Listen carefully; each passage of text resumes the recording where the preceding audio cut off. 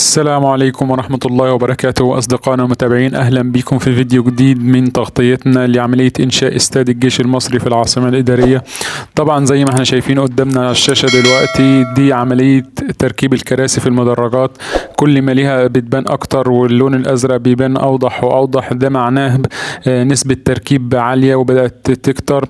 هنا شبكة الري، طبعا الحمد لله النهاردة سلمنا شبكة الري للاستشاري وخلاص اختبرناها وكانت الحمد لله مظبوطة، ما فيهاش أي مشاكل.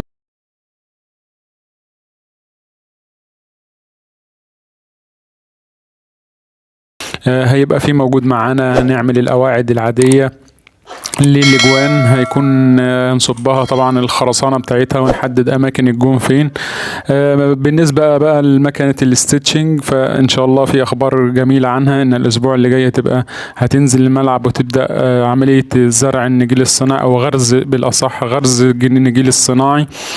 دي طبعا عملية الردم اللي تمت لشبكة الري، لمواسير شبكة الري. وطبعا بعد الردم لازم نرش وندك، طبعا لازم نرش وندك كويس. ان شاء الله باذن الله استنوا تغطيات تانية لينا في عمليه انشاء استاد الجيش.